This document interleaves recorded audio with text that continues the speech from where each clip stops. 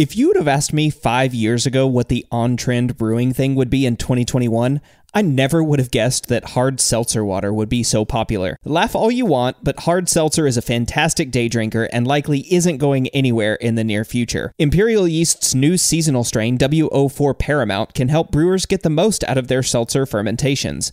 A clean and aggressive fermenter, Paramount will produce an excellent seltzer with low fusel alcohols, and it's produced in a gluten-free medium. If you've tried making seltzer with standard ale or lager strains, you know the struggle, and Imperial Yeast is here to help with W04 Paramount. Check it out at imperialyeast.com.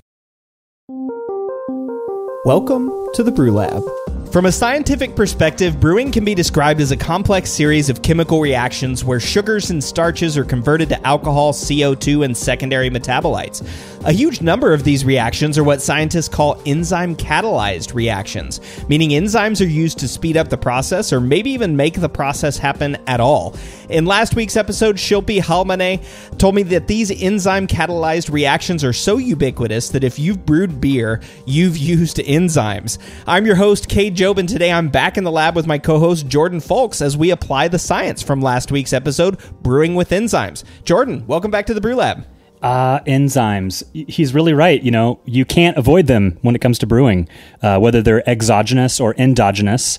If you add them, you can definitely manipulate them, or you can just leverage what's already present in the malt and in the yeast. Yeah, I mean, this was a fascinating topic for me, and it is one that has been frequently requested by listeners.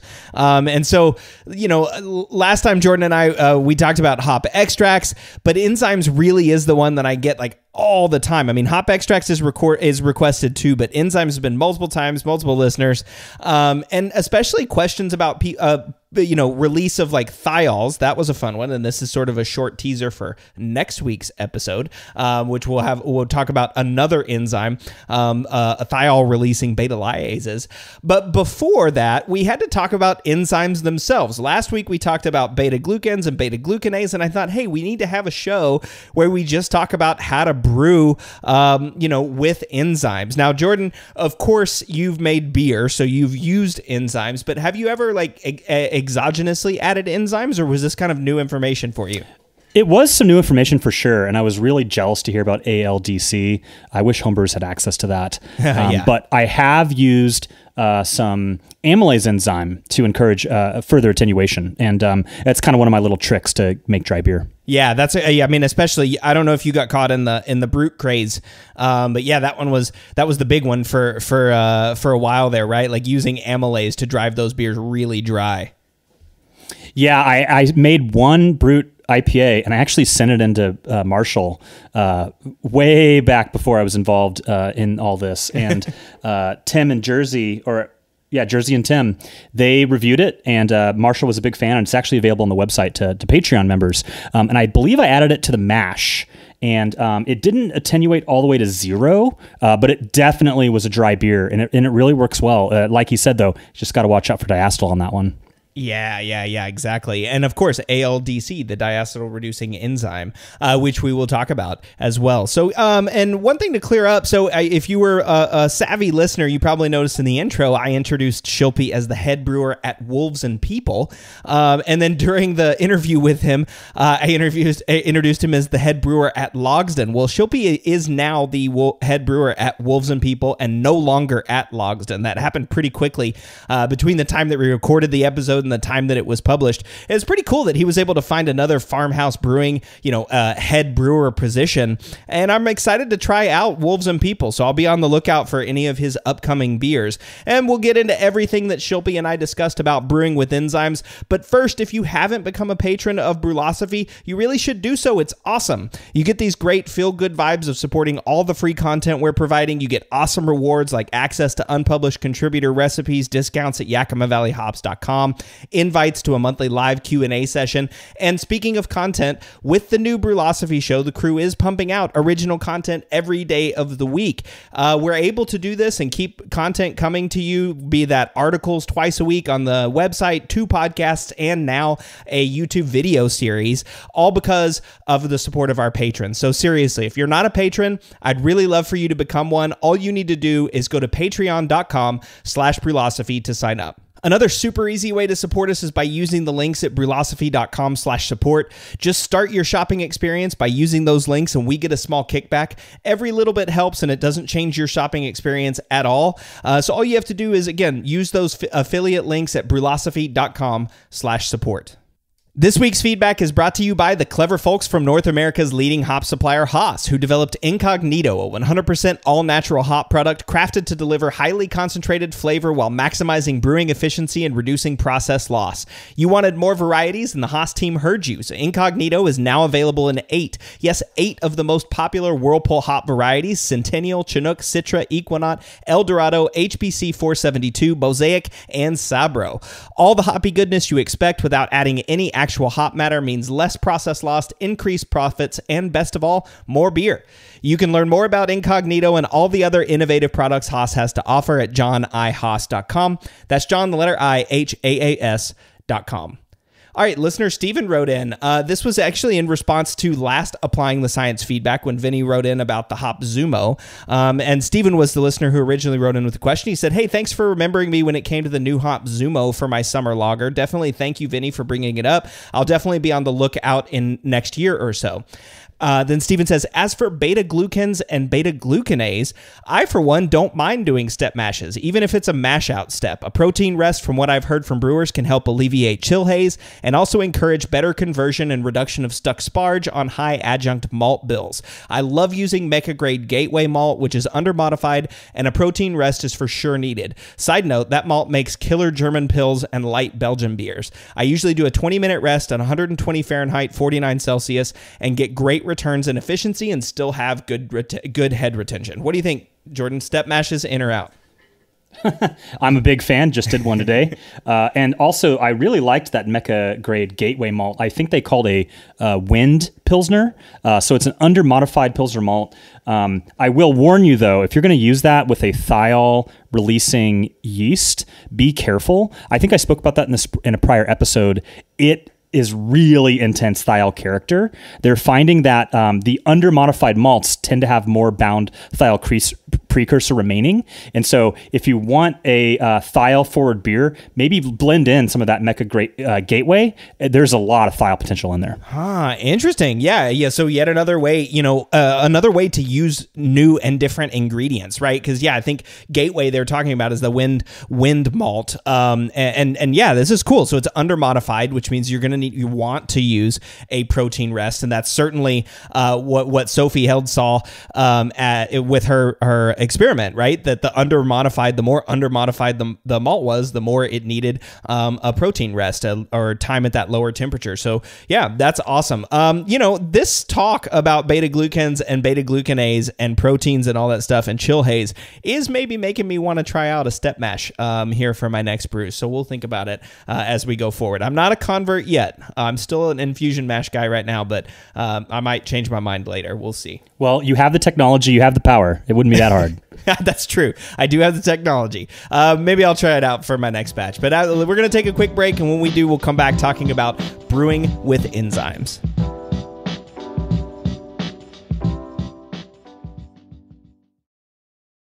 We all know that designing recipes is really fun, and doing it well is so much easier with good software. We at Brewlosophy recently made the switch to Brewfather, and honestly, y'all, we could not be happier. Brewfather utilizes the latest technology to bring you the most robust cloud-based recipe design software that can be accessed anywhere, on your phone, tablet, desktop, and even offline. It also works seamlessly with numerous third-party devices to make it easier to monitor every step of your brew. I know change can be difficult, but trust me when I say you need to go to brewfather.app today to try it out for yourself. That's brewfather.app.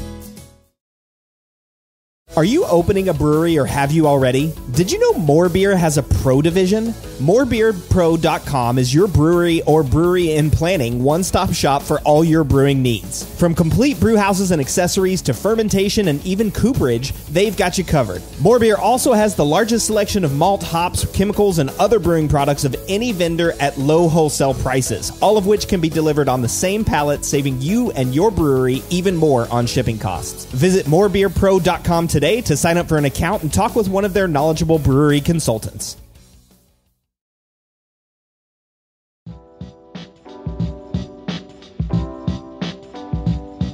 It's safe to say that we wouldn't have beer without enzymes. Honestly, many of the reactions necessary for life wouldn't even happen without enzymes, but that's a little too meta for this episode. Shilpi and I were being more practical, talking about what enzymes are and what they do and how we can use them in brewing, right, Jordan? Yeah, and you really can't brew beer without them. I mean, maybe, like you said, a pure extract beer, but they're truly core to making wort and beer, right? Yeah, well, I mean, truly core too, right? I mean, yeast, the actual it's an enzymatic reaction that converts wort into beer. So the yeast produce these enzymes, which is why we say yeast are responsible for it. But really, at the end of the day, it's a chemical reaction of enzymes, which is pretty interesting to think about too.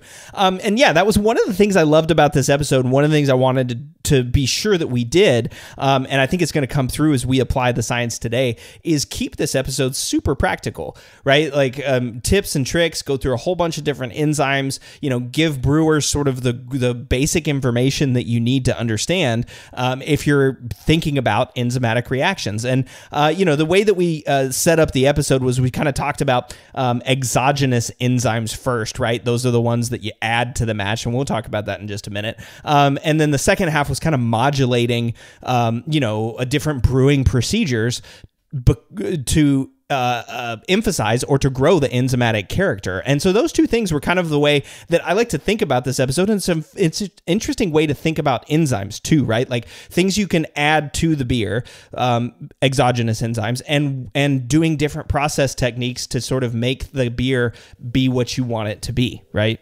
Right. And just like in the prior segment, we were talking about step mashes.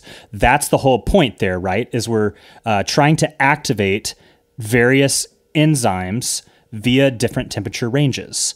And so acid rest, protein rest, beta rest, alpha rest, these are all doing different things, chemically speaking, with different goals and things that we want to achieve at the end of the brew day. So be it acidifying our mash, the protein rest, actually, what exactly does that do? Yeah, well, the protein rest this was cool too, because it was very short. We only talked about it for like a couple minutes, but Shilpi told me this. It's chopping up the proteins, and what it does is it helps with head retention.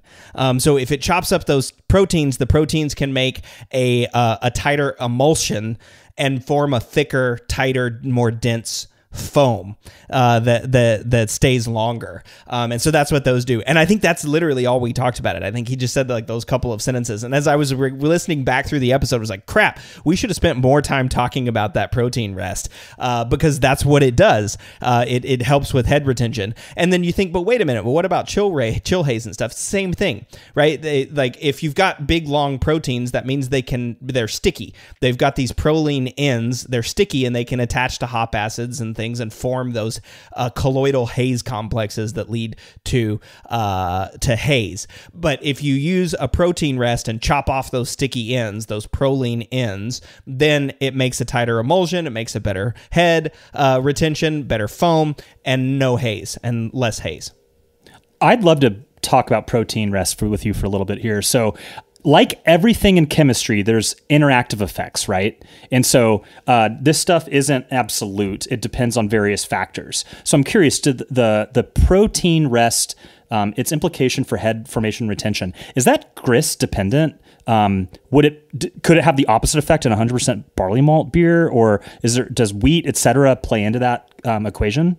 Yeah, I mean, I've got to think so. I've got to think that the grist would have a role, because you're going to have different protein contents in different grists, right? Like, and it might even be such that the protein content itself plays a bigger role than like the type of malt. Like, for example, Pilsner malt versus pale malt might not matter as much as if you have one that's 15% protein and one that's 11% protein, right? Then that might play a much bigger role. And that's just one of those things. I wish I could have spent a little bit more time talking to Shilpi about it, because it would have been really fun to get his perspective on. We hear a lot about the higher protein content in malt these days, right? Like there's this, a lot of brewers are talking about malt quality is lower now than it was 5 or 6 or 10 years ago, and one of the reasons they're citing is we're seeing a lot higher protein content in our barley and then subsequently in our malt, and that's causing a lot of problems downstream for brewers, like I'm guessing haze and head retention, and among other things, not just those two things, but those two big things. And so brewers are having to do a lot of different things. They're having to modulate how they would normally brew. I mean, think about it. Most brewers are using an infusion mash at one temperature, and they're letting it sit for however long they're letting it sit, 45 minutes, an hour, something like that. And then they're racking it off. They're probably not doing a step mash, except to the extent that it just takes a long time to heat up the kettle, but they're probably not doing a step mash. The people that are doing step mashes are the big breweries, the ones where everything's automated and they can run, everything through all the way from the grist mill all the way through to the end, over into the fermenter.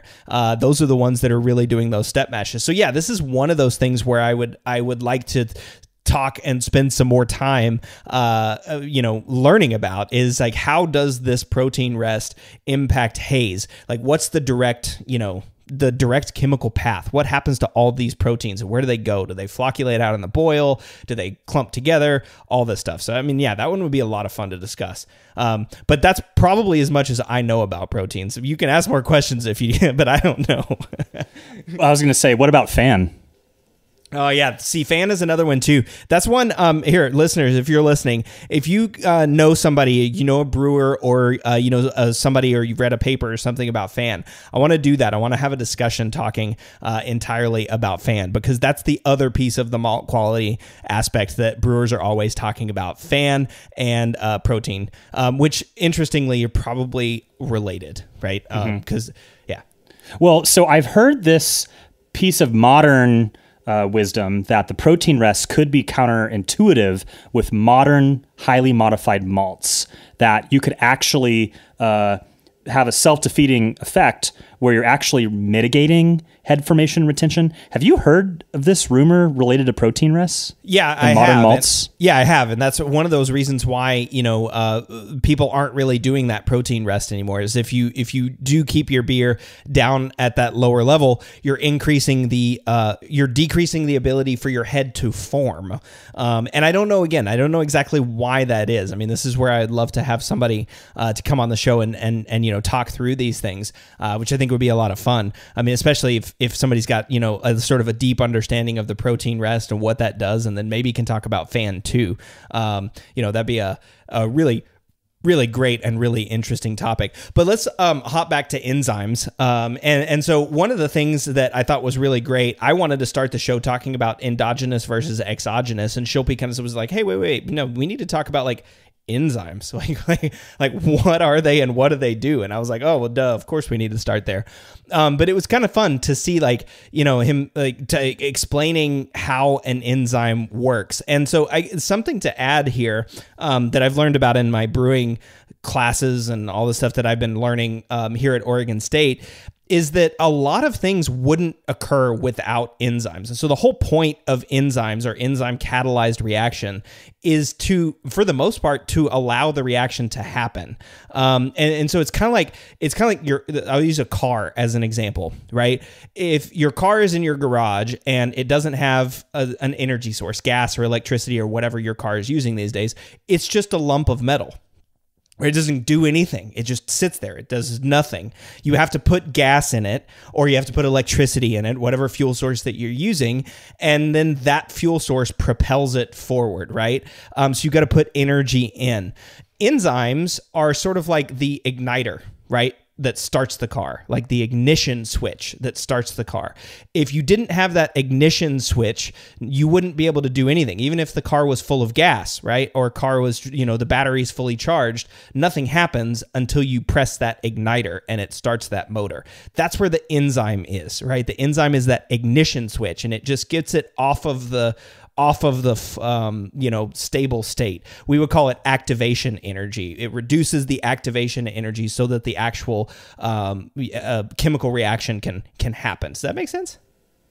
Yeah, totally. So we've got this catalyst, but it sounds like there's certain conditions that kind of modulate the effectiveness of a given enzyme. Yeah.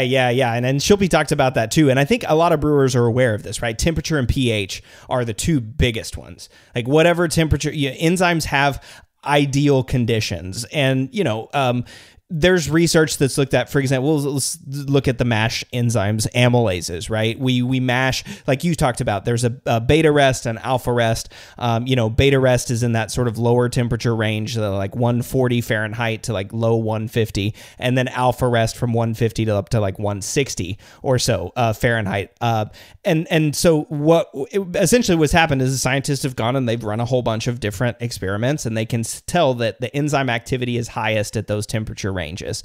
And it makes a lot of sense. So I'm not going to go down into the chemistry of it, but there's essentially what happens is there's an active site on an enzyme. There's two pieces of an enzyme catalyzed reaction. So there's an active site and a substrate. And a substrate, an active site is basically just like a shape. Like imagine there's a shape, like a square hole, right? And then a substrate is going to have a square peg, right? It's just like, and then they fit together. And when they fit together, a reaction happens. And that's a really easy way to think about enzymes. It's like square hole, square peg, reaction's going to happen. Square hole, round peg, and reaction's not going to happen, right? So you have to have the right enzyme attaching to the right substrate. And that active site condition can change depending on temperature and pH. It's either on or off, right? The active site is active or it's not active, and that's pH and temperature dependent. So that's how all of these things sort of play together. And alpha and beta amylase during the mash is a really good example. If you are down at let's say room temperature, you're not going to get very much conversion. Marshall and I talked about the non-alcoholic brewing episode where I was talking about mashing at a high temperature versus mashing at room temperature. And it's the same thing. At a high temperature, you denature the enzyme, so there is no more enzyme.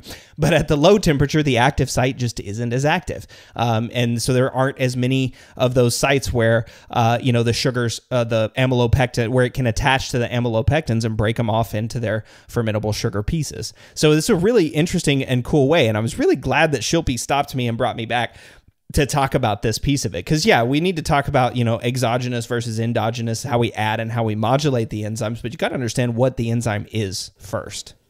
So I have two questions for you. One, as it relates to temperature, it sounds like enzymes have a ideal range, and I think that the various enzymes have various ideal ranges, but it seems one thing is universal, and that too high and it denatures it, maybe with the exception of the high temp Belay's example that he found on the BSG website. But generally speaking, too high, it denatures it. It effectively kills the enzyme. But too low, it's just like not ideal enough to really do much, but it's not necessarily killing it off. It's not denaturing it. Is that a universal truth? Are there any the other way around, where if it gets too cold, it would denature it to kill it off? And if as it got hotter, it didn't have that effect? Yeah, I mean, that's an interesting question. I don't know that I could say that there's no enzyme that wouldn't have the effect on, but I would suggest that it's probably highly unlikely, because it's a physical thing that's happening, right? It's kind of like the joints are melting. It's kind of, if you think about it, like maybe this is a good example. It's kind of like the enzyme is melting, right? At a high temperature, the enzyme just starts breaking apart. And that's why it gets denatured, right? The enzyme is gone because it unfolds, the protein unfolds, and then things just start to pick it apart. And that's what kind of, my understanding is that's what happened whenever enzymes are at those higher temperatures. On the opposite side, it's kind of like things are freezing, right? So instead of it melting and breaking apart like liquid water would, it's just turning into a block of ice and like keeping its same shape and form, just, not doing as much, right? Like not as mobile, not having an active site, and there's a whole bunch of chemistry that deals with this, right? There's a course that food scientists take. I know because I had to take it for for what I'm doing.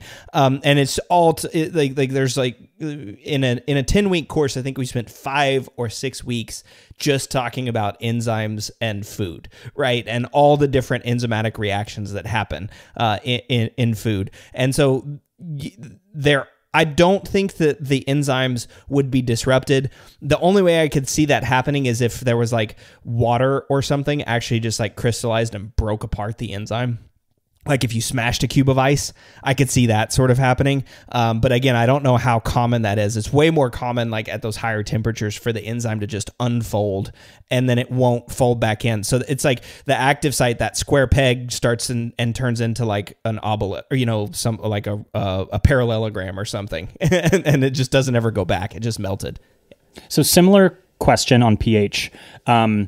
Is it that the denaturing direction is down, more acidic? And is that not the case for basic? Or is it that it goes both ways in the case of pH, that if it was too basic or too acidic, it would denature the enzyme? Boom. It's both ways. And pH isn't going to denature as much as change the function of the enzyme. So enzymes have two ends, right? There's like two pieces on the end. Or I guess I should say amino acids, which form enzymes, have two pieces on the end. And depending on the pH of the solution, that end is either going to be positively or negatively charged or neutral. Right. And it depends. Like if the solution is acidic, some of ends will be positively charged, some ends will be negatively charged. It just totally depends on the enzyme. And this is really dense enzyme chemistry. I don't want to get too far into it, but essentially it changes the charge on the end of that. And that charge is going to attract other things, right? And it's going to stick to other things. And so that's where like an enzyme will either be active or non-active depending on pH, because there's charge or not charge on some of those ends, or maybe neutral as well too, right? If it's neutral, that means that there's nothing repelling, for example. So like if two neutral things would react with each other to have a reaction, if one of them's negative, it may repel away the other one, right? Because it's negative, and so it's just kind of like pushing it away. So is acid washing your yeast denaturing, is the intention to denature enzymes in any way? I don't think so. I think acid washing your yeast, the point is to get rid of bacteria. So bacteria and spoilage microorganisms are super susceptible to low pH. They just don't live well in those situations. I think that's why. Interesting. Okay, so I think that we've covered denaturation. And then we talked about endogenous. Those are naturally existing, as well as exogenous. Those are enzymes you add. So maybe we can talk about when we would add enzymes next. Yeah, exactly. And so this was cool too, where Shilpi had a lot of experience with this. And I'll probably start where Shilpi started. And one of the enzymes that he talked about first was Brewer's Clarex. He worked at Widmer, and Widmer has a brand called Omission, which for a long time they marketed as gluten-free. I think they're no longer allowed to call it gluten-free. It just is gluten-reduced. But the reason why it was called gluten-reduced is because of this enzyme, Brewer's Clarex. And Brewer's Clarex is that protease, right, that we were talking about. The purpose of the protein rest, it's an endoprotease snipping off those sticky proline ends, which helps make a beer much clearer.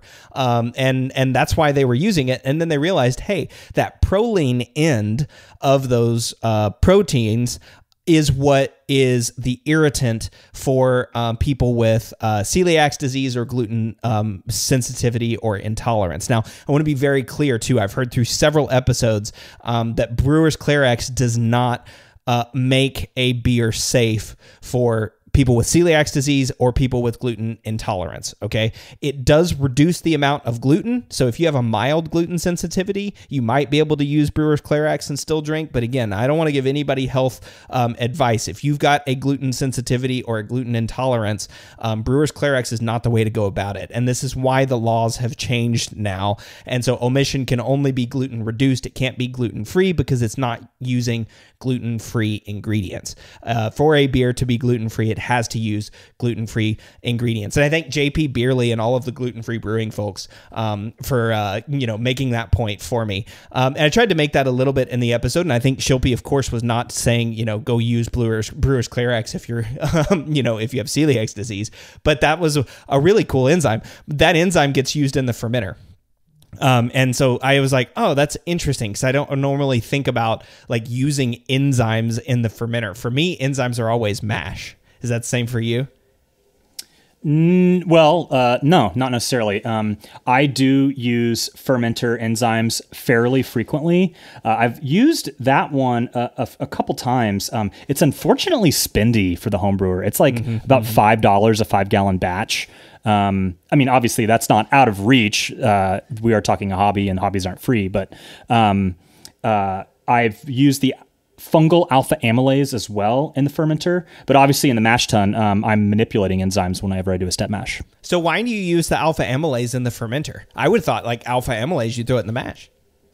Right. And so the fungal alpha amylase, the recommendation I've heard is adding it at yeast pitch directly into your fermenter. And like Shilpi talks about in the episode, I think the idea there is that you want a good contact and dispersion into the liquid, as well as there's no denaturing happening at that point. So on the fungal alpha amylase, I have not had any diacetyl problems that are a function of that particular enzyme. However, I do know that the one that they were using for Brut IPA could create some problems there. Do you remember what specifically that one was called? Because I don't think it was the fungal one. Yeah, no, I don't remember. But it's actually too. I didn't understand, the difference between fungal alpha amylase and like, bacterial or, plant or something. I mean, alpha amylase is literally everywhere.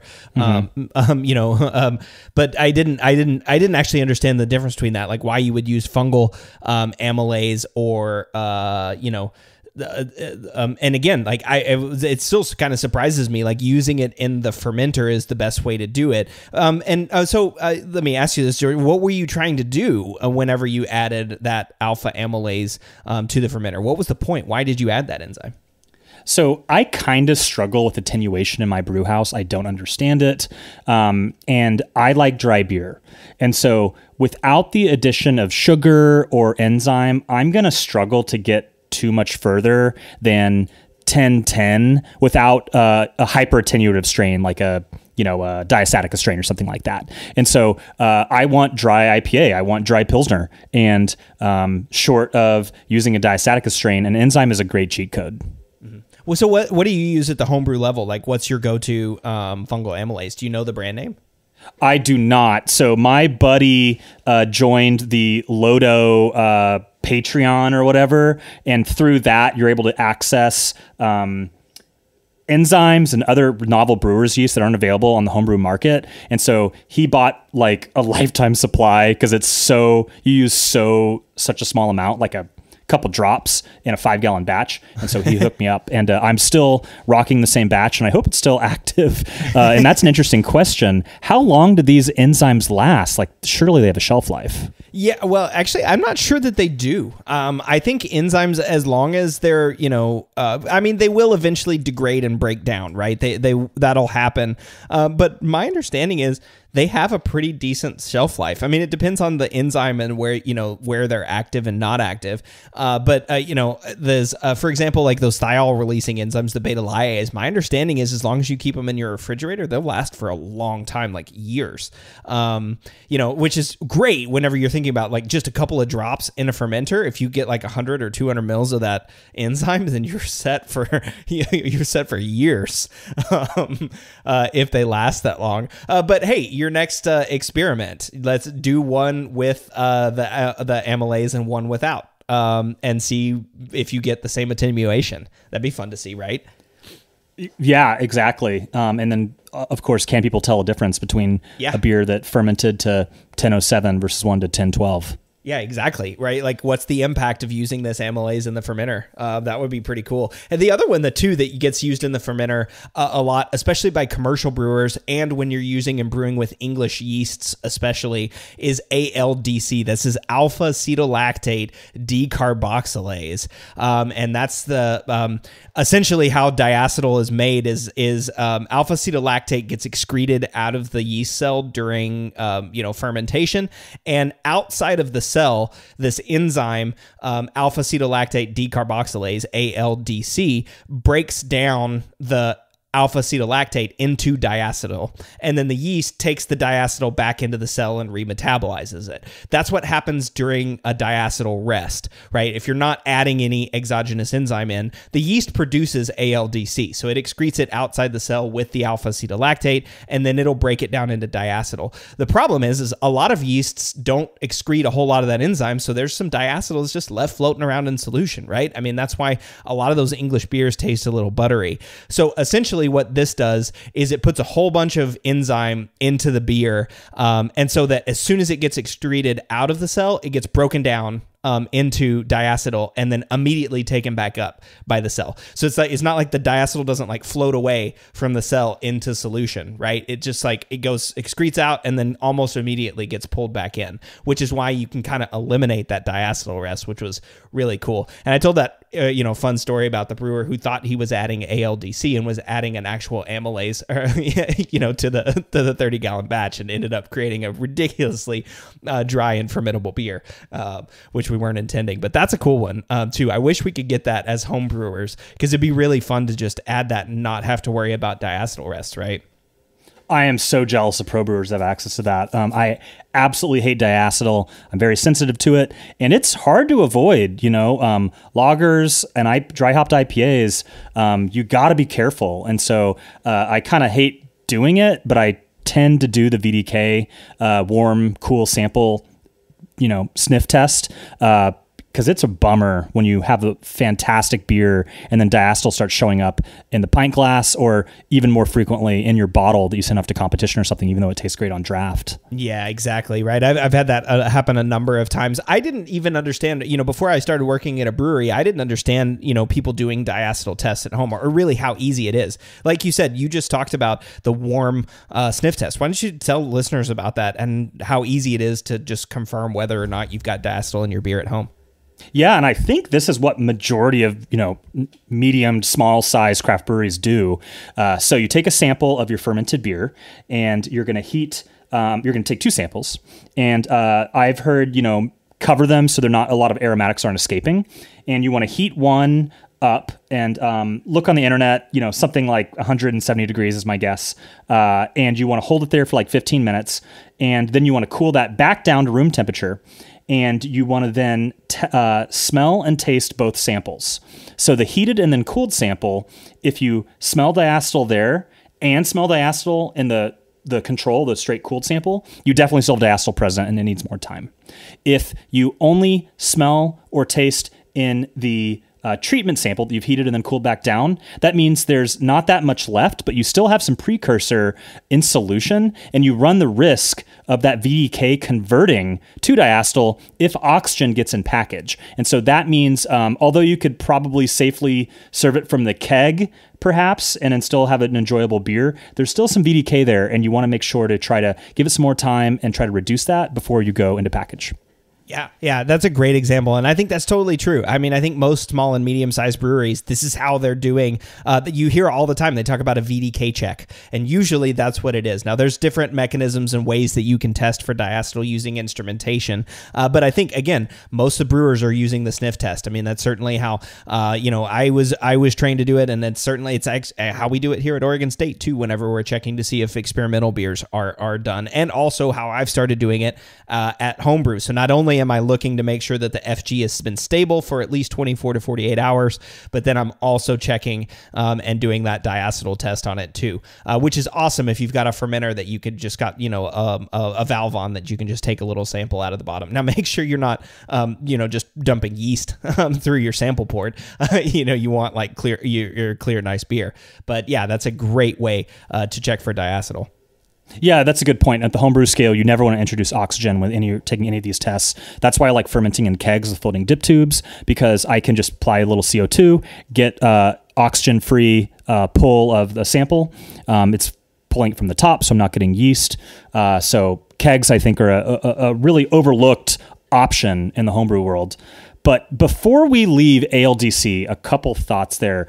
One, you interviewed the gentleman from Berkeley. Yeast, right? Yeah, Nick Harris. What was his name? Nick Harris, yeah. Mm-hmm. Yeah, and he has a ALDC yeast product, right? Yeah, a diacetyl yeast product. It reduces diacetyl, but it essentially does the same thing. It produces that ALDC enzyme. They upregulated that gene so that it expresses more of that enzyme. And have you had a chance to brew with that yet? No, I haven't. I really want to. I want to brew with that. Not only that, but I also want to brew with their tropic strain. I want to add some of their new powder or their new what's it called? Shoot, Nick is going to shoot me if he listens to this episode. I should know what it's called, Nick. But it's the thiol precursor, the bound thiol precursor that you can add in. It's like Phantasm powder, but it's their version. It's Berkeley yeast version. So you add in all the bound precursor and then use something like Tropics, and you just get a thiol explosion. So I want to do that too, in addition to their diacetyl yeast. Yeah. So around town here in Portland, it's that their ALDC Chico is quickly becoming the house yeast of choice around Portland brewers, because dry hop creep is very annoying, and you could have this incredible IPA that's just ruined that you weren't expecting if this hop creep catches up to you. And so I mean, I think of Luke Chadwick when he was trying to like bottle condition by using hops. He just created a whole bunch of bottle bombs. Yeah. Mm-hmm. Well, then there's the nucleation sites too. But my prediction is that yeast is going to start to become the modern day house yeast for a lot of brewers. And I would assume it's going to hit the homebrew market eventually, because who wants diacetyl in their beer? I mean, this is just a no-brainer. And so calling it here, if I was a betting man, I think that's going to be the GMO yeast that really takes off. All right. Well, I think that's a good place for us to transition and take a break. We talked about exogenous enzymes in this part of the show, to looking at, like Brewer's Clarex, ALDC, those enzymes that you're adding to the beer, the amylases that Jordan was talking about using. Let's take a quick break, and then we're going to talk about optimizing those naturally occurring enzymes, or the endogenous enzymes that are already in your beer.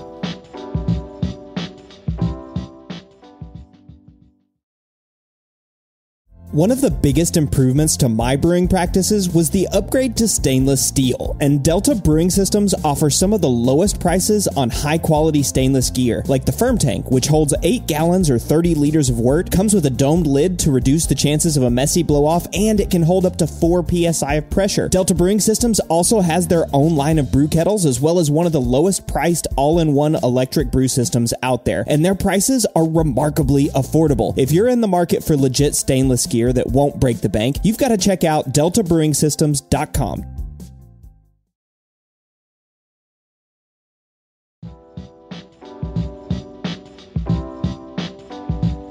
Making beer is a complicated process made simpler by using enzymes. In fact, without enzymes, we wouldn't be able to make beer. There would certainly be no conversion of sugar to alcohol or starch to sugar. So it's fair to say that brewing is a process that depends on enzymes.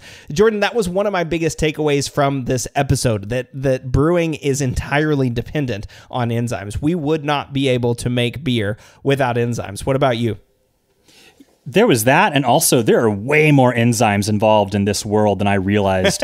I mean, and I don't mean the earth, but I guess that's true as well, as we've talked about. But brewing itself, it's crazy. There's so many, and there's got to be some that we don't even really understand or talk about either. Oh gosh, I think of all these esters, right? Like brewing esters and higher alcohols. That's all enzymatic reactions too. It's like almost everything from start to finish. I mean, even the start, of barley growing from a seed. I mean, I'm not going to go that meta, but let's malting has enzyme reactions. Germination is enzyme reactions. I've said it a couple times on the show. I now think about malting as just setting up the enzyme package, right? And then doing a little bit for flavor and color, but mostly setting the enzyme package for whatever malt that you're doing.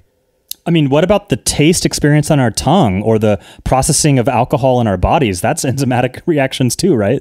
Yeah, that's actually really fun. I saw an article about that the other day. I don't remember where, but we have amylases in our mouth. So if you eat like a potato or something starchy, or if you were to eat a barley kernel, it actually gets sweeter the longer that you chew it, because the amylases are actually breaking down sugars into your mouth. Chicha, right?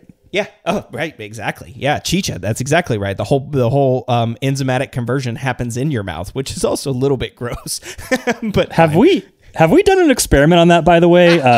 Chicha that was made via chewing and spitting versus one that was using a like enzyme product. An enzyme and mortar and pestle. Yeah, I don't know. I have not tried that. It still grosses me out to think about like drinking a beer that was made from someone's saliva. But you know, I mean, I guess I would try it. I'll try anything once. But that's a fun one. And yeah, I mean, there were so many other big takeaways from this episode. That's like, you know, another one too is like, I always thought about like, oh, well, I'm only going to add enzymes if I need to solve a problem, like alpha-acetolacto-decarboxylase, like diacetyl, I'll add that. Or for you, you know, you're saying like, well, I have, you know, some issues getting a dry beer, so I'll add these amylases, or beta-glucanase, I'm getting stuck sparges. That's kind of where I always thought about like, this is when you would add exogenous enzymes. But Shilpi kind of flipped that on his head for me, because he also said enzymes can cause their own problems, right? Like you were talking about that protein rest. If you use a highly modified malt and you're still, activating these proteases, you might actually end up shooting yourself in the foot, where you have a hazier beer because you were doing this. And Shilpi was saying like there are ideal ranges for using everything, for using these enzymes. And I think that's a good way to start, talking about like the different ways that you can modulate those naturally occurring enzymes, but then also ways that you can use exogenous enzymes as well. So where do you want to start? What did you find interesting about like ways to modulate endogenous enzymes? Yeah, and maybe we can also talk about non-enzymatic ways you can try to achieve the same thing in a kind of a natural setting. So maybe starting with the acid rest. I think that a lot of brewers are acidifying their mash with exogenous acids. Lactic acid is probably the most commonly used, maybe. Acid malt. Nerds like me are using Sauergut and German styles. But there's this acid rest that's a really low temperature. In Hefeweizen or Weissbier, the ferulic acid rest is acidifying the mash, but also creating ferulic acid, which they say has some sort of interaction with the Weissbier yeast that helps create the clove character. Yep, that's 100%. You nailed it. Yeah, that's exactly right. That ferulic acid is basically the precursor to POF positive, or like clove character that you're looking for in the beer. Yep. Have you heard of Belgian brewers using that to kind of maximize that on the Belgian side? I don't know that I've heard of Belgian. Belgian brewers kind of are they're, I don't know that I'm trying to think of a way to say this too. Like Belgian brewers are so creative, and they care so little about like, I'm not going to say they don't care about science, right? But they care so little about like, why you should or shouldn't do something. They just want the beer to taste great. So they just do it and they'll be like, this is why. And so I do it this way and it tastes great. That's kind of at least my understanding of Belgian beers. If there's Belgian brewers listening to this episode, feel free to correct me if I'm wrong, but that's sort of my impression, is that Belgian brewers are much more willing to experiment and try new things and push the limits and push boundaries. But I don't know. I haven't, but that is a big deal, right? Like the acid rest. And you mentioned like adding acid to the wort. Not only is that acidifying and lowering the pH of the wort, and there's flavor implications associated with that, but you're hitting that target pH range for the enzymes, right? Alpha and beta amylases have those target pHs. Right. And I think the general rule of thumb is you want something like 5.2 to 5.6 pH in your mash when hitting those beta and alpha rests. And the acid rest is one way to encourage that without any exogenous acids whatsoever. I did an acid rest in a Hefeweizen recently, and I checked the mash pH before and after, and I don't have the numbers on me, but it did have an effect. And so that's definitely something you want to be mindful of when doing the acid rest, because you won't need as much acid, maybe even any at all, in your subsequent saccharification rests due to that approach. I think after the acid rest, going up in temperature is next as a protein rest, which we've talked about. And that is what we say haze reducing and head formation increasing. But there's, I think, a couple other ways to go about this without the use of exogenous enzymes. When it comes to haze reduction, lagering time, right? Yep. I guess would gelatin count as an enzyme? Is that an enzymatic reaction? I don't know. I don't think so. No, I think gelatin's just a physical sticky reaction, sticking together. Yeah. Maybe. But then on the head formation and retention, I'm curious about your tricks on that. Obviously, the protein rest with certain malts is one way to go about it. But I'm curious if you have any tricks for getting good head. It was like at the homebrew scale, not a whole lot of tricks at getting good head retention. I mean, using good quality malts and sort of doing the things that you're supposed to be doing. I've never really tried a protein rest. I've also never really had issues with head retention. To me, the biggest cause for issues that I've had with head retention in my own brewing practices has been like either an unclean tap line or an unclean glass, that's got like some residual soap or something on it. But otherwise, the beers that I brew generally have a pretty decent head. But again, I'm using good ingredients. I'm following good practices. I'm using low oxygen exposure whenever I'm brewing. But I do have a story about using it in a commercial capacity, right, to improve head. So at Blue Owl, and Jeff mentioned this on the show that I was talking to him about with sour beers, is sour beers are notoriously bad for head retention, right? And it's because there's a whole bunch of things in there, and it's a lower pH that the head doesn't want to form as tightly at that pH. But there's also a bunch of other things that break apart the haze forming compounds like proteins and acids. And so we were suffering from, not suffering, but we had a couple of beers that we weren't as happy with the head retention on. And I was watching some hop product webinar, like totally not even thinking about it. And then John Paul May, who's at Hopsteiner, came on and he said, yeah, hey, kind of an unintended benefit of using Rho and Tetra and Hexa is they have this head improvement. And I was like, oh, that's really interesting. I wonder if we could do that in our beer. And so we tried it, and it turns out it like doubled or tripled our head retention. So using a hop extract like Tetra, not for bitterness, not for anything. We just put it in right as we're racking it to the bright tank.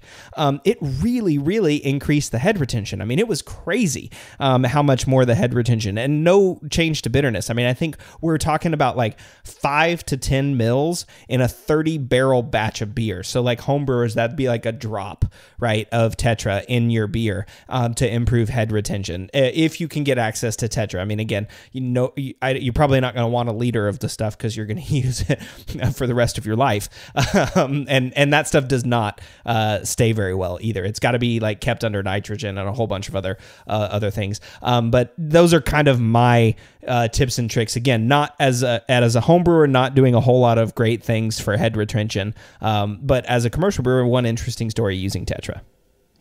Well, one thing that does help with head retention, I believe, is dry hopping. So if the homebrew scale, your IPAs, you might see better head retention there because it's a dry hopped product. So I don't know, maybe a couple pellets could be one way to kind of force that hand in historically non-dry hopped beers like Helles or something. So it's small enough that you're not getting a big sensory impact, but maybe enough to get some sort of head formation retention improvement there. But on the lager side, there's another really good trick that I've found is capping or spunding or kreuzening your fermentation for your carbonation creation in primary. That seems to make a much heartier head. And you can really amplify that if you're using a Czech Luker faucet with the side pull tap. Those are really good techniques for making really strong head. Additionally, high carbonation, which can be challenging at the draft level. And so, a Belgian Trappist beer that's carbonated in a thick brown bottle to like 3.5, 4 volumes. I mean, you can get too much head if you get too high with the carbonation. Yeah. So those are a few tricks that I can think of to really maximize your head formation and retention without necessarily going into that potential danger zone that a protein rest may offer. Yeah. I mean, those are all really, really good examples, right? Of improving head retention and things that you're doing that don't even necessarily have anything to do with enzymes, right? I mean, these are just things that, well, let me back up. I'm sure there are enzymes involved in those, right? But they don't seem like, it's not like you're adding an exogenous enzyme into the beer to make it do a certain thing. And one of the other things that I think I briefly mentioned on the show, maybe not, maybe I just thought about it in my head, but it was water chemistry, right? So because we remember Shilpi said that there's two parts of an enzymatic reaction, an active site and a substrate.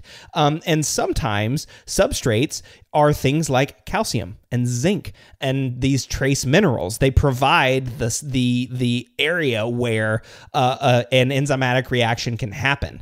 And so sometimes trace minerals are super important. That was one of those things I got asked a question about several years ago was what's the importance of zinc in brewing? And I did an experiment on this and also was reading about it in Jamil Zainasheff and John Palmer's, not Zainasheff, Colin Kaminsky and John Palmer's water book, where they have a whole lot where they talk about zinc and the importance of zinc, and how, zinc is a trace mineral that's not necessarily as prevalent in malt, but it's a site, it provides a situs where enzymatic reactions can happen. And that's why zinc is often in yeast nutrient. And so water chemistry can play a huge role in this. Calcium is required for, reactions to occur in the mash. Also, calcium is going to change the pH. So there's, all these different things that sort of play a role together. And doesn't calcium impact clarity as well? That if your beer or your wort is deficient in calcium, you could have a hazier end product? Mm-hmm. Yep, exactly. For those same reasons, right? I mean, it's gonna provide an enzymatic situs, I think, for some of those proteins, and I think also calcium is gonna assist in agglomeration or things coming together, right, and then falling out of solution. But yeah, there's all of these things that matter in terms of water chemistry outside of just pH.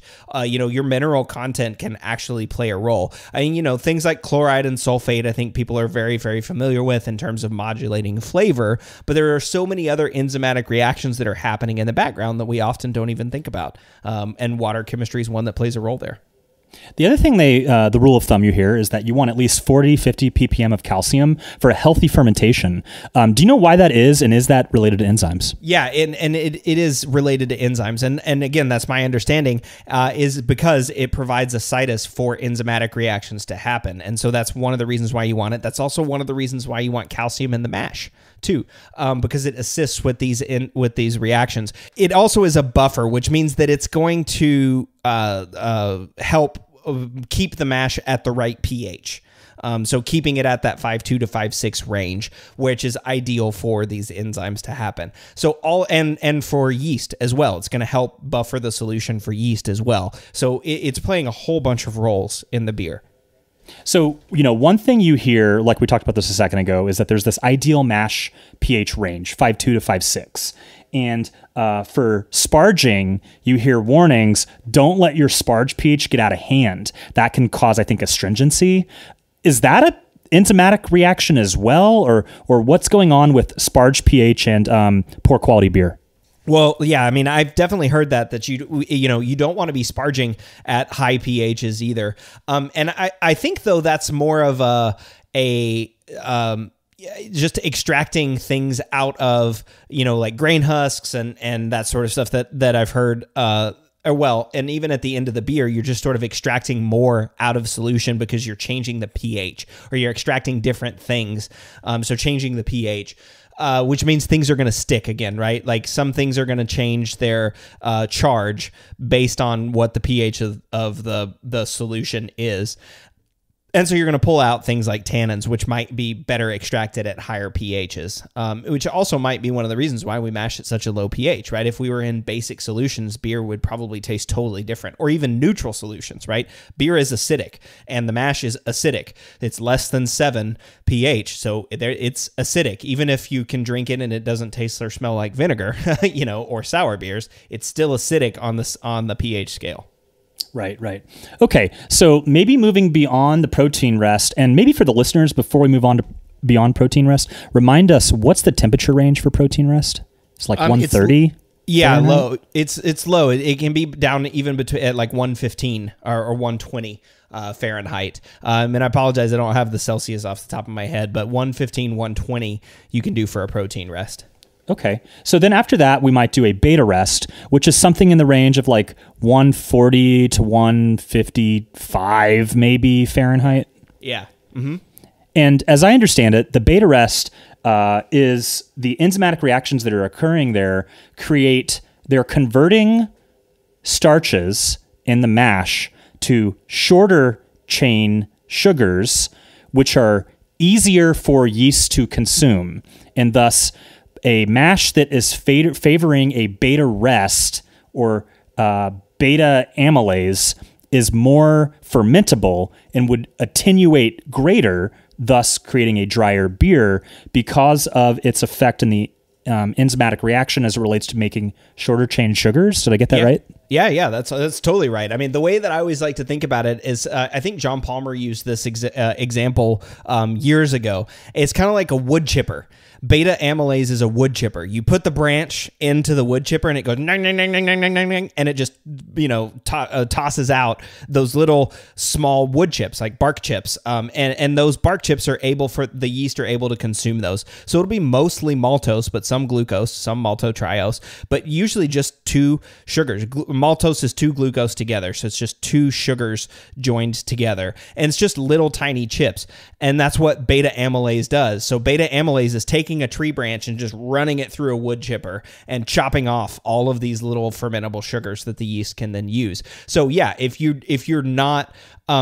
wood chipper is down or you don't have as many wood chippers, you're just not chipping off as many of those, of those little bark chips, right? I mean, think about it as like if you're putting a chipper in there and it's kind of like every 10 chips, it only it shoots out a piece of a branch. You're missing out on those fermentable extracts, and so that's kind of the way to think about dextrins. Is sometimes those things get shot out and they're like 4, 5, 10 sugar lengths instead of 2 or 3, which yeast can consume. 2 or lower is kind of the primary that yeast can consume. 3, some yeast can consume, but most yeast can't consume 4. So a popular temperature you see for German step mash for the beta range is 144. And an interesting thing I heard is that a lot of malts, their gelatinization temp is actually higher than that. So like 148, 147 Fahrenheit. So I'm curious, what does that mean for from a practical standpoint? Like, how can you effectively get beta amylase if you're not at gelatinization temp? Yeah, so this is a really interesting question too, right? And maybe a little bit outside of the wheelhouse of brewing with enzymes, but it is a really fun one. And so you're right, but the gelatinization temperature, my understanding is much lower than that. I want to say that like most barley gelatinization's around like 130 Fahrenheit, not necessarily 140 or 145. I could totally be wrong there, but that's what my understanding is. But yeah, so essentially, you think about like amylopectin, this is the starch, as like a tree, right? Is a way to think. And this is, again, using John Palmer's example. It's a tree. And what you want are bark chips. You want to take that whole tree and you want to make it into bark chips. That's what we're trying to do. All right. And so one of the ways that you can do it is by gelatinizing. And so gelatinizing essentially like blossoms the tree. It makes it all spread out so like the branches are further apart from each other. Otherwise, like you would think about like a really tall skinny tree that's really hard to get to the branches. If the branches were like tied up and wrapped together, they'd be hard to get to. So gelatinization is gonna make the tree like spread out a little bit wider so that you can start chopping off those branches. Alpha amylase is the debrancher. So it's coming in and chopping the branches off of the tree. Okay. So it attaches to the branch point and it chops right there. And then the branches fall off and the beta amylase, chips it into the wood chips. So there's kind of two ways, right? Alpha amylase is easier to get to those branches if the tree branches are spread further apart. If they're still all tight and closed together, then it's hard for alpha amylase to do its job. But alpha amylase is still going to do its job, right? It's still going to chop at those branches and eventually eventually, over enough time, it'll get down into, everything that it needs to do. And again, you've got different temperature ranges for when these enzymes are active. So beta amylase is active at that lower temperature. Alpha amylase is active at a little bit higher temperature. And it's kind of backwards when you think about it. It's like, wait, wouldn't I want to chop the branches off and then throw them in the wood chipper? Yeah, but that's not the way that the enzymes work. But that's kind of the best way I can think about to explain it, right? Is it's like the space between the branches is gelatinization. And then the amylase is chopping off the branches, and beta amylase is just running it through the wood chipper. So maybe before moving on to alpha, let's just talk a little bit about what beta amylase ultimately does for us in terms of the practical effect, and then what are some downsides and things that we workarounds, right? So with those shorter chain sugars, we're getting a more fermentable wort. So you're going to ultimately have a drier beer. And so I think that with a lower mash temp that doesn't have any sort of follow-up alpha rest, you run the risk of a thin beer. Conversely, if you skip the beta rest, you could have too thick or too sweet of a beer. So my thought is, one, that's why step mashes are great, because you get the best of both worlds. But in a world where you don't have the time or the ability, sugar is one, simple sugar is one good way to kind of get the best of both worlds, in the sense of you can do a single infusion temperature, 153 Fahrenheit or something like that. You're kind of leaning into both alpha and beta territory. And with that sugar, you can still dry the beer out because you're not only getting the longer chain sugars. What are some other, downsides or workarounds that you can think of when it comes to the beta rest? Yeah, well, by using those sugars, welcome to macro brewing 101, right? I mean, adding in rice and corn, that's a great way to drive up and dry out that beer, provide a whole bunch of fermentables. Yeah, I mean, temperature is a good way that you can drive beta amylase activity. I mean, that's probably like the biggest one that I would use.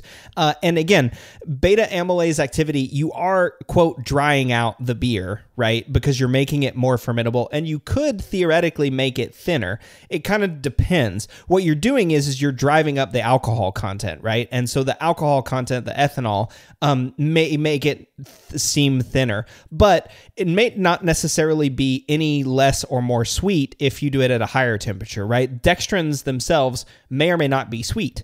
The sweetness usually comes from the small sugars like maltose and glucose and maltotriose. That's generally, and fructose. Those are generally the ones that we perceive as sweeter. So sweetness might not really change depending on your temperature range. It can, but it may not. It's not like that just, mashing at a higher temperature means you'll have a sweeter beer. You will have a thicker beer, and that's because of the residual extract that's there. That's because of the dextrins and starches and things that are just left in the beer at the end there. And so, yeah, I mean, that's where I would say if you're trying to modulate and want a drier beer, using something like the beta rest, but then I'll use your example, right?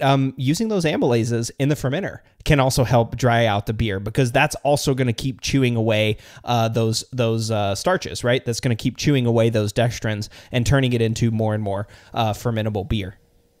So one question I have for you is the equation of time.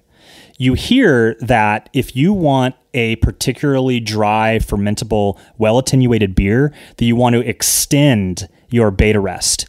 And I'm struggling to wrap my mind around how that works, because it makes sense that the longer you rest to a certain extent or to a certain point, you're going to extract more sugars, right? More time for the enzymes to do their thing. And so you're increasing your OG. But why would that in turn also decrease FG? You would think that you're just shifting the goalpost, right? So that you have higher OG, so you're going to have a higher FG because you've spent more time.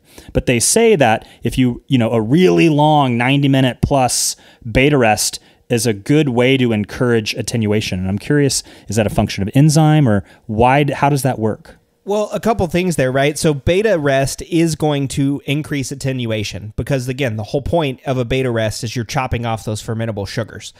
So that means that there's more fermentable sugars available to attenuate, right? So if you did, I think Marshall gave this example on one of the more recent episodes, but if you did a mash at 156 and 146, for example, the one, even if they started at the same OG, the one at 146 is going to ferment to a lower FG because it's going to have more fermentable sugars in the solution. And the reason why it's going to lower that FG is because, one, there's not as many of those starches and long-chain sugars in there, but alcohol is actually less dense than water. So the more alcohol, the more your FG is going to be lower. It's going to pull it down artificially, even if there's, still sugar and sweetness in there. So those two things. But it's interesting, the longer you do a beta rest, it gives those enzymes, like, for example, alpha amylase, the ability to get to and debranch the starches, right? And there's always this question of, like, how long is enough, right? And where do you want to go? Are you ever going to get to 100%? No, you're never going to get to 100% because the enzymes themselves aren't 100% accurate, right? I mean, for example, it's my understanding that, like, beta amylase can't attach. It's too big to attach to like a 4-chain sugar, right? So if you've got like a maltotetrose, I think is actually what it's called, you're never going to be able to chop that into maltose, into 2,2s or into 4 glucoses. You're never going to be able to do that because the beta amylase is too big. It can't actually attach and do anything to that. So none of these are ever going to be 100% efficient, but you might, if you gave it long enough, it might attach to a 10 or a 12 or something over time. And so these longer chain dextrins might attach, and also there might be just more branches. The amylase is going to keep working and keeping more branches going. That's kind of just me totally spitballing as a guess of why that would be, but I think that kind of makes sense. So maybe taking it back to this yard work metaphor. So we do a beta rest, and we're running the tree through the wood chipper, and we collect a bag, a black garbage bag filled to the brim of little wood chips. So the volume is the same. That's our OG. And if we were to let it sit longer in the mash, in the metaphor, that would be putting that full black bag back into the wood chipper. And so our volume isn't necessarily changing. We still have a full bag, but by giving it more time, or in the metaphor, sending it back through the wood chipper, it could make the little bits even smaller, even though the actual volume isn't changing. Yeah, potentially, right? I mean, it's like cleaning it up, I guess. I think that could work, right?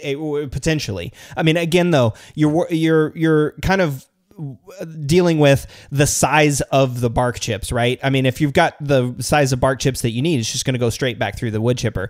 And that's not to say that the 4s or the 5s or the 6s or the 8, sugar length chains aren't also just going to go straight back through the wood chipper. Again, because the beta amylase can't even attach to those. But there may be some branches that are also just floating around. The other thing, too, is to think about, remember that this is a liquid solution. So these things are just floating around out there. They have to hit each other in order for the reaction to happen. So at a certain point, there may be branches laying around in the yard that you just never see because it's 10 acres away or it's 2 miles away, and it just never, comes close. It's never something that's interesting. But, a wind blows and the branch blows over to the wood chipper, and then it chips again or something like that, if that makes sense. Okay.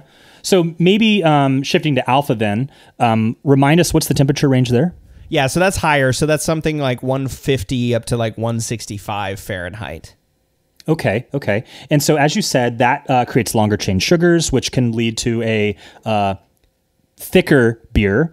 And so you're arguing that that's not necessarily a sweeter beer, but maybe just a fuller mouthfeel? Yeah, fuller mouthfeel, not necessarily sweeter. It can be sweeter, but it's not necessarily going to be sweeter. It's probably just going to be much fuller mouthfeel because those starches aren't going to add a whole lot of sweet flavor, but they are going to add like thickness and viscosity to the beer.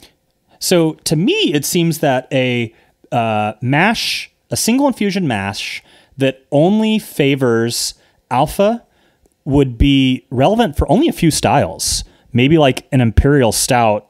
And I'm struggling to think of very many more examples. I don't know, old ale, barley wine, yeah. What do you think about that? Yeah, I totally agree, right? I mean, I think it's going to be something that you're looking for a really thick mouthfeel. And also, but think about those beers that you're looking for in a really thick mouthfeel. Like, for example, a barley wine, you're going to want those to be super high alcohol too, right? You know, so you're not going to want those to be like really high, dextrin content, high, 156 Fahrenheit mashes, because you're just also not going to get the alcohol content to it. A great example, non-alcoholic beers, right? Ferment super high so that you're above the beta, way above the beta and alpha amylase ranges, or really just above the beta amylase range. So you mean mash high? Yeah, mash super high. Yeah, mash at like 180 Fahrenheit. So you're above the amylase ranges. And that results in essentially all you're doing is liquefying the glucose and fructose that's just present in the malt, right? You're not even getting any conversion from the starches. So that's just creating 100% starch beer. I mean, essentially not 100%, but like 99% starch beer. So that's a way to like make a non-alcoholic beer, is by using that high mash temperature.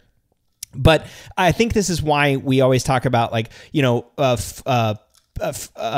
mashing around 152 Fahrenheit or around like 60 Celsius, right? Because it's a nice overlap for the beta amylase and the alpha amylase, because you need both. You need the alphalase to debranch the tree, and you need beta amylase to be the wood chipper. So it's kind of nice that you have both. And again, another plug for those step mashes is, you get a nice beta amylase activity, and then you raise it up again and you get some more. The alpha amylase kind of like cleans up and debranches the tree, but like you mentioned in a previous episode, it kind of gives you that nice full mouthfeel. So not only do you get all of the fermentable or maximize the fermentable sugars using the beta rest, but then you get this nice mouthfeel from the amylase rest, where it just kind of like debranches the remainder of the trees that may not go through the wood chipper. Do you know, is it possible to make a beer less attenuative via alpha rest after an extended beta rest?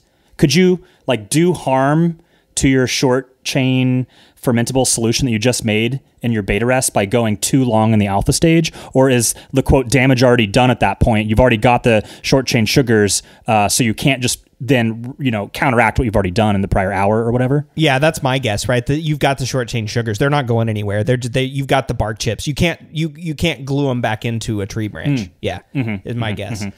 So yeah, I think that this is an important thing for mouthfeel, and you don't want beers to be too thin. And if you want a sweeter beer or a thicker beer, it's a good lever you can pull. But like you mentioned, there's the function of alcohol and OG and FG here for stronger beers, and yeast can't ferment to infinity, right? And so if you have a 40 Plato wort, it's not going to ferment down to 0 Plato. So if you make a super strong beer, mash temp to a certain extent stops mattering, because you're just not going to be able to have a yeast that has a toxicity level, beyond 15% or so. So, I think that is an interesting thing to think about, it's all relative to OG and FG. Well, not yet. There may be some GMO yeasts that might improve this eventually at some point. So improving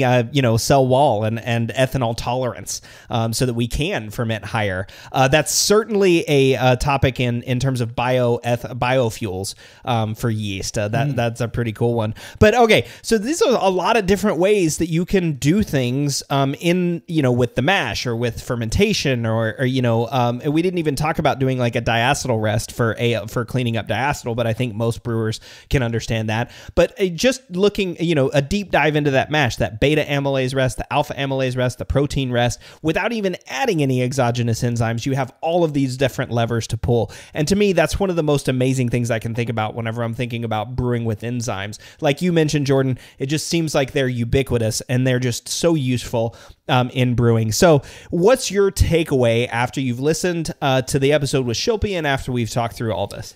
There are way more levers that we can pull than the average brewer might realize. And between the endogenous zones that you can dive into with the different rests and the mash, and other natural processes like diacetyl rest or, pitching enough yeast to even, mitigate that on the front end, to all of these cool products that are available to kind of bring some science into the game and not just be totally at nature's whim. I think it's a really exciting space, and I'm personally excited to try more processes as well as more exogenous products to help improve my beer with the easy button. Yeah, well, Shilpy certainly got me interested in focusing more on enzymes. And like I said, we've got some episodes coming up. I got a thiol releasing enzyme, and then we'll also continue looking at enzymes any chance that we get in future episodes. So, Jordan, anything else you want to add before we close it out? No, it was a good time. All right. Well, Jordan and I will be back in 2 weeks with our next Applying the Science episode. And until then, be sure to check out the Brewlosophy podcast, the Hop Chronicles Short Shoddy Brew It Yourself and Experiments all over at brewlosophy.com. And of course, the new Brewlosophy show on YouTube. Check them out. The Brew Lab is a production of Brewlosophy, where they who drink beer think beer. Don't forget to visit brewlosophy.com to read about our weekly experiments and other brewing adventures, and listen to us talk about it on our other show, the Brewlosophy Podcast. Thanks to all of our sponsors and patrons that help make this show possible. If you'd like to receive a reward for helping us do what we do, visit patreon.com/brewlosophy to see how you can do just that. Thanks so much for listening. We'll be back in the Brew Lab with another guest next week. Until then, think beer.